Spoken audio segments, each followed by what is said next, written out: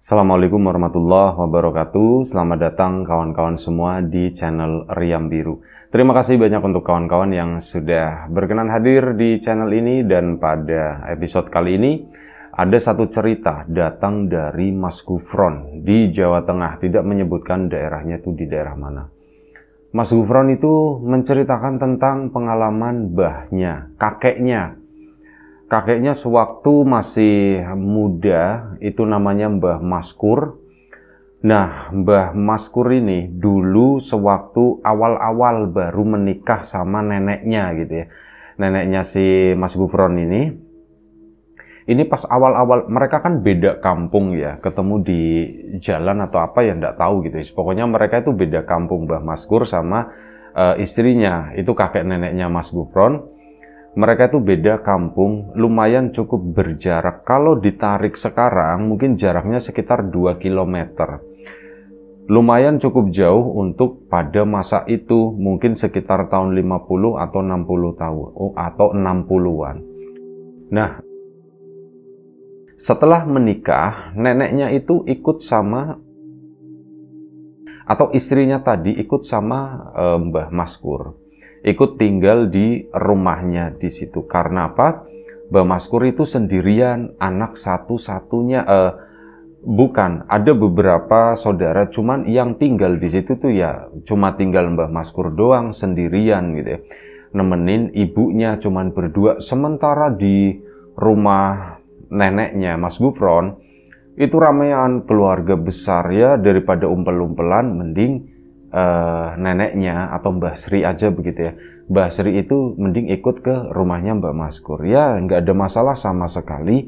Cuman namanya orang kan kadang kangen pengen pulang atau apa. Nah pada suatu hari ini memang sebelumnya juga ya entah berapa minggu sekali ini Mbak Maskur nganterin neneknya si Mas Gufron atau Mbah Sri itu tadi pulang ke rumahnya di sana. Nah ini kebetulan waktu itu Mbah Maskur ceritanya memang lagi ada pekerjaan yang lumayan cukup menyita waktu. Dan pada waktu itu juga udah janjian. Udah janjian buat nganterin. Cuman karena memang pulangnya itu rada kesorean gitu kan. Ya Mbah Maskur juga ndak enak banget gitu ya. Aduh aku itu janji mau nganterin istriku pulang ke rumah gitu ya. Malah jam segini belum pulang. Waduh aku bakal ngambek nih istriku gitu kan. Pulang-pulang Mbah Sri nggak ngambek. Cuman Mas jadi ndak nganterin aku pulang. Alah syukur kamu ndak ngambek kan. Enggak Mas aku ndak ngambek kata si Mbah Sri. Syukurlah ini sudah tak anterin pulang. Loh Mas ini udah mau maghrib katanya. Nanti aja kalau udah agak sedikit malam lah gitu. Jangan maghrib begini Mas. Apa ndak besok aja kata si Mbah Maskur. Enggak lah aku mau pulangnya itu sekarang katanya. Aku pengen pulangnya sekarang, malam ini pengen tidur di rumah di sana kata si. Akhirnya ya sudah Mbah Maskur pun ndak keberatan. Ya wes nanti habis maghrib ya langsung ya. Iya Mas. Sudah. Singkat cerita, mungkin sekitar jam 6:30 malam pada waktu itu, berangkat atau jalanlah mereka berdua. Mbah Maskur ngeluarin sepedanya, Mbah Sri dibonceng seperti biasanya. Dan sebelum kita lebih jauh ke dalam cerita, mohon izin mau promo bawang gorengnya biji terlebih dahulu. Bawang goreng renyah, bawang murni, rasanya nikmat, mantap, tanpa campuran apapun gitu ya. Semoga kawan-kawan yang kemarin sudah sempat memesan, terima kasih banyak. Yang belum memesan ditunggu pesanannya. Dan untuk kawan-kawan yang sudah mampir di channel Lapak Horor juga terima kasih banyak. Kita lanjut cerita dari Mas Gufron ini. Nah, berangkat mereka berdua naik sepeda romantis. Mereka baru menikah belum lama, baru beberapa bulan, dan memang belum ada momongan. Dan sepertinya pada waktu itu juga belum ada tanda-tanda kalau Mbah Sri itu udah ngisi atau bagaimana. Jadi ya mereka masih santai-santai aja begitu ya, bebas-bebas aja. Keluarlah malam itu. Zaman dulu listrik itu mungkin belum masuk ke kampung itu ya. Masih gelap. Ya, yang diandelin sama Mbah Maskur itu cuman lampu dari sepedanya itu loh. Kan dulu sepeda itu ada dinamonya, yaitu di senterin pakai itu, sama Mbah Maskur itu bawa cadangan senter juga. Akhirnya berangkat mereka ke sana. Singkat cerita, sampailah Mbah Maskur itu di rumah istrinya tersebut. Setelah nganterin ya nggak langsung pulang lah. Basa-basi, ngobrol sama bapak mertua dulu, gimana Kur gitu ya. Ya wis alhamdulillah Pak, begini Pak. Semuanya lancar, nggak ada masalah gitu kan. Dia ngobrol-ngobrol, nggak terasa mungkin udah sekitar jam 8:30 malam. Jam 8:30 malam pada masa itu kan, itu tuh udah malam banget ya, itu udah larut banget. Ya zaman dimana kendaraan bermotor itu hampir nggak ada gitu ya. Jarang orang punya di tahun-tahun segitu, apalagi di kampung. Ya gelap yang ada malam hari. Nah, tapi karena Mbah Maskur itu kan punya tanggung jawab, ibunya di rumah itu tinggal sendirian, gak tega. Jadi Mbah Maskur pun akhirnya pamitan, Pak saya pulang dulu ya. Mbah Sri pun akhirnya yang nganterin sampai rumah. Mas hati-hati ya Mas ya, maaf ya Mas aku malam ini pengen, ndak apa-apa sekali-kali kata Mbah Maskur, udah ndak apa-apa. Mbah Maskur pun pulang ke sana naik sepedanya, malam-malam sendirian, riyip-riyip begitu kan. Dan kondisinya Mbah Maskur itu sebelumnya itu sempat ditegur atau disinggung sama Mbah Sri. Mas, rambutmu udah panjang loh, rambutmu udah gondrong. Jadi dari awal menikah itu udah beberapa bulan, Mbah Maskur itu belum potong rambut. Makanya itu tadi udah agak lumayan cukup tebal gitu ya. Nah ini kebetulan banget saat lagi perjalanan pulang, Mbah Maskur itu ngelihat ada putih-putih di depan di sana. Ini pohon besar, ada putih kayak semacam kain yang menggantung di situ. Dan itu apa ya? Waduh, kuntilanak pikirnya si Mbah Maskur mungkin itu ya. Kuntilanak atau pocong, pokoknya setan lah, demit pada masa itu. Waduh, gitu kan aku dihadang seperti ini, ada rasa takut. Cuman ala wis lah, dah, aku mau pulang, wis pokoknya bodoh amat aku mau pulang.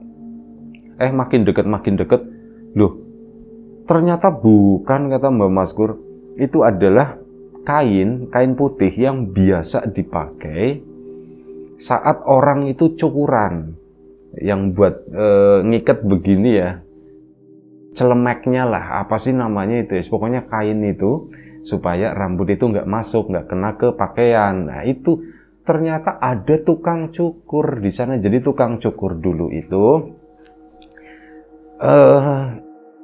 narator sendiri tuh dulu masih sering melihat itu di daerah Bandung ya. Jadi ada pohon-pohon besar itu berjejer tukang-tukang cukur di sana, atau di daerah mana gitu ya. Pokoknya pernah melihat yang seperti itu. Sampai ya di tahun-tahun segitu masih ada. Nah itu kan di tahun 50-60-an ya. Jadi ada pohon besar di pinggir jalan di sana, jalan yang tentu saja belum diaspal. Nah di situ ada tukang cukur. Tapi ada sesuatu yang gak lazim juga. Biasanya tukang cukur itu siang. Loh ini kok malam-malam, itu gelap-gelapan. Ada di sana, ada seorang laki-laki lagi duduk, kainnya itu diselamperin begini, ada cermin yang digantung di pohonan itu buat ngacak begini kalau sambil cukuran itu, ada seperti itu. Lah, Mbah Maskur kan akhirnya, loh malam-malam kok ada tukang cukur? Wah kebetulan rambutku kemarin udah dikomplain sama istri kan, mungkin jadi nggak ganteng kali, kegantenganku berkurang, kerapianku berkurang. Potong rambut, pikir Mbah Maskur. Akhirnya ke situ mendekat. Mas, iya Mas, Pak manggilnya karena di situ terlihat lebih tua gitu ya. Pak, oh iya Mas, sampean cukur Pak? Iya, kata si bapak tadi tukang cukur itu. Kok malam-malam begini Pak cukur? Lah kalau siang udah banyak saingannya, kata si bapak itu. Oh begitu Pak. Lah tapi kalau malam-malam begini cukur, nanti apa kelihatan Pak? Ya Mbah Maskur memastikan lah, orang gelap seperti itu nanti salah potong kan repot. Yo saya ada lampu Mas, kata si bapak itu. Akhirnya apa? Lampu itu dinyalain jeplek. Ini kayak semacam lampu minyak. nggak terang-terang banget, ini kayak digantungin di pohon, jadi posisinya tuh mengapung lah gitu ya. Ngambang, terbang, digantung ke sesuatu di atas sana. Dan oh, ada lampunya, tak pikir gelap-gelapan. Ya wis, mari sini, mari sini. Ya, ditunjukin duduk di situ, diarahkan, dan kain yang ada di pepohonan tadi itu pun diambil, dikalungin, dipakain ke Mbah Maskur. Mbah Maskur pun ya siap-siap dengan posisi bercukur ya, duduk anteng begini ngadepin cermin di mana bayangannya itu ya samar-samar begitu doang, warna kekuningan, warna cahaya api itu yang remang-remang. Ada rasa ragu, ini kalau misal salah cukur, salah motong gimana Pak? Hati-hati ya Pak, gelap begini. Oh tenang aja Mas, mata saya nggak ada cahaya juga bisa ngelihat Mas gitu. Oh ya sudahlah, percaya dengan orang begini. Akhirnya apa? Dicukurlah si Mbah Maskur tadi. Pelan-pelan ini orang nyukurnya kok lambat banget ya. Pakai gegesnya gitu. Geges itu pisau cukur itu yang krek krek krek krek, yang pakai mesin sekarang itu ngek ngek ngek. Dulu itu enggak, masih pakai yang manual kayak gunting kretek kretek kretek kretek semacam itu. Ini tuh rasanya kok lambat banget. Waduh, ini nanti selesai jam berapa ya? Mau negor, ndak enak, nanti malah buru-buru. Salah lagi modelnya. Ya sudah, tak diemin aja gitu kan. Diem aja begitu. Mbah Maskur pun memang agak sedikit ngantuk, sempat ngomong ke si bapak, Pak, saya sambil ngeliap ya Pak ya, katanya. Oh nggih monggo, kata si bapak tadi. Akhirnya Mbah Maskur pun sambil begini, sambil merem, sambil menikmati sensasi dipegangin kepalanya, sensasi dicukur gitu ya, geli-geli gimana itu gegesnya, kretek kretek kretek. Udah dinikmati, saat melek begini ngeliatin. Kan dari awal memang kan gelap. Jadi Mbah Maskur itu tidak melihat secara jelas muka dari tukang cukur tersebut. Mbah Maskur ngeliatin ke arah kaca gitu kan. Ini mana sih tukang cukurnya, mukanya nggak kelihatan. Mungkin saking gelapnya kali, harusnya ya kelihatan. Atau memang orang ini kulitnya hitam banget sampai yaitu tadi jadi nggak terlihat saat malam hari. Diperhatikan lebih detail lagi sama Mbah Maskur di dalam cermin. Nah, saat diperhatikan, kok kayaknya mukanya serem ya si bapak ini ya. Jadi yang dilihat sama Mbah Maskur itu sepintas begitu ya. Ini kayak ya seorang laki-laki, seorang bapak-bapak, mungkin usia sekitar 50 tahunan, rambutnya itu agak sedikit gondrong, tapi dalam artian bukan gondrong panjang, gondrongnya itu mengembang gitu ya. Cuman apa yang bikin serem, kata Mbah Maskur, mukanya itu bintilan, mohon maaf ya, kayak kutil-kutil begitulah, mukanya itu bintil-bintil. Narator jadi ingat satu tokoh dulu pernah ada kerusuhan terjadi di Tegal, Brebes, Pemalang kalau tidak salah ya, termasuk daerah Slawi di area sini ya, di tempat narator tinggal. Itu di sana itu ada namanya Brukabang atau Jembatan Merah. Jadi ada satu kejadian di situ. Kalau tidak salah itu di tahun 50-an, 40 atau 47 kalau tidak salah. Pasca kemerdekaan terjadi kerusuhan. Di mana intinya ada penggelandangan, ada sweeping. Ini orang-orang yang masih ada hubungannya dengan pihak Belanda atau apa begitu ya. Mohon maaf kalau salah, dikoreksi. Nah, seperti itu di sweeping semua sepanjang jalan, yang dapat itu, mohon maaf, dihabisin, dibantai dengan cara yang tidak terhormat. Ada yang ditusuk pakai bambu, ada yang apa, dan dikumpulinya itu, dibuangnya itu di sungai di sana. Ada namanya Brukabang di situ. Kenapa daerah situ namanya Brukabang? Karena kejadian tersebut. Tapi hal ini jarang diketahui oleh warga Tegal sendiri. Nah, tokohnya, kenapa narator tadi sempat membuka cerita ini? Karena mirip dengan ini. Jadi narator, jadi kebayang sama itu ya. Tokohnya itu kalau tidak salah, itu aslinya orang Pemalang. Nama aslinya tuh lupa siapa, tapi julukannya itu Kutil. Karena apa? Mukanya itu banyak bintil-bintilnya, banyak kutil-kutilnya, sekujur tubuhnya. Dan dia itu adalah seorang tukang cukur yang menggerakkan waktu itu. Gerakan pertamanya itu adalah membebaskan, kalau tidak salah, tiket kereta dari mana sampai kemana begitu ya. Dan dari situ akhirnya dia mendapat simpati dari warga begitu ya. Dan warga banyak yang mengikut akhirnya melakukan aksi tersebut. Dan salah satu korbannya, kalau tidak salah juga itu adalah kakaknya ini ya, ibu kita Kartini itu, ada namanya Ibu Kardinah, yang sekarang dijadikan nama rumah sakit, salah satu rumah sakit negeri di Tegal itu, di Tegal Kota. Itu pun Ibu Kardinah tersebut menjadi salah satu orang yang digelandang. Untungnya nggak diapa-apain. Yang dicari suaminya, cuman suaminya itu berhasil melarikan diri kalau nggak salah lagi ya. Yang digelandang itu Ibu Kardinah sampai ke alun-alun Tegal sana, cuman nggak tahu detailnya seperti apa. Ibu Kardinah itu nggak diapa-apain ini ya, tapi mendapatkan perlakuan yang nggak baik mungkin tentu saja ya. Cuman Ibu Kardinah sendiri tidak sampai meninggal. Cuman itu yang meninggal itu tadi, yang dikumpulin, dibuang di sungai itu, di daerah Brukabang namanya, itu kondisinya sangat, ya mungkin kalau sekarang itu kejam kali ya. Gak beda jauh mungkin dengan apa yang terjadi di Sudan sana, apa yang terjadi di Palestina. Mungkin kalau Palestina itu pakainya bom, pakai apa, kalau ini itu pakainya bambu, pakainya mungkin golok atau apa gitu ya.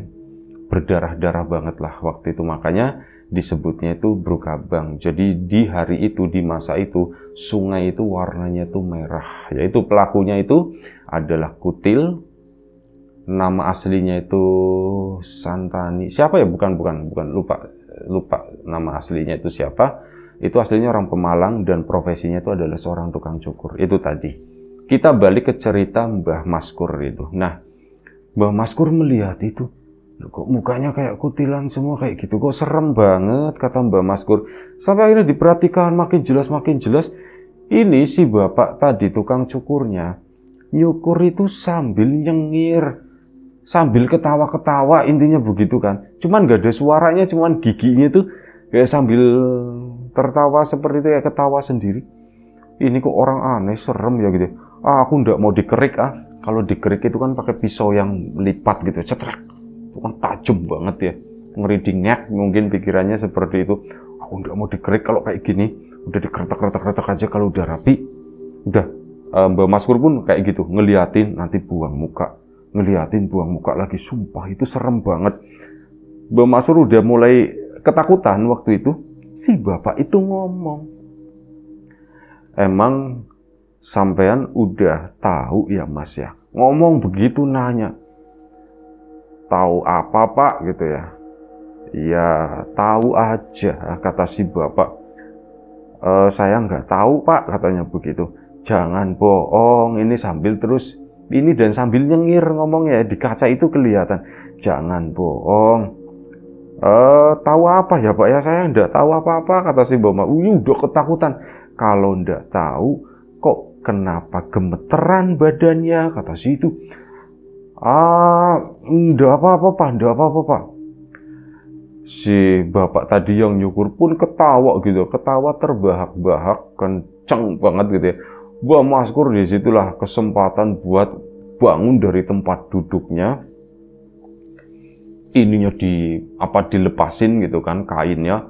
Dia pun pergi menuju ke sepedanya. Si bapak itu tuh ketawa-ketawa terus, ya itu saat Mbah Maskur minggir, disitulah baru ngeliat si bapak tadi tuh ya memang seperti itu, lebih ndak tahu itu orang atau ndak tahu itu setan. Ya pakaiannya tuh biasa, cuman kulitnya itu warnanya hitam semua, dan dari pantulan lampu ini ya, lampu minyak itu yang digantung itu kelihatan bintil-bintil semua sekujur badannya itu hitam gitu.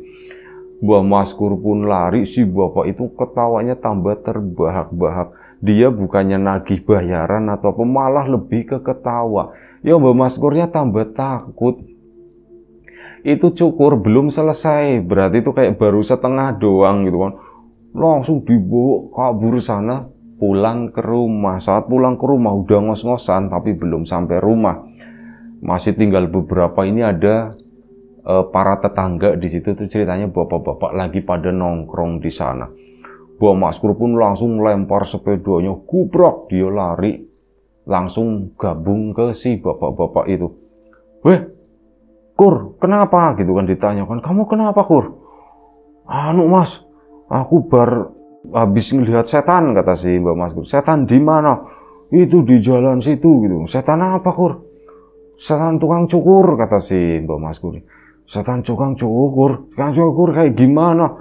Wah, wis serem. Bentuknya tuh begini gitu. Bintil-bintil semuanya mukanya. Serem. Wah, itu orang kali, Kur gitu. Bukan, ini setan. Emang saya taunya setan itu dari mana? Ya satu serem banget. Ya kan ya memang kalau begitu serem, Kur. Enggak.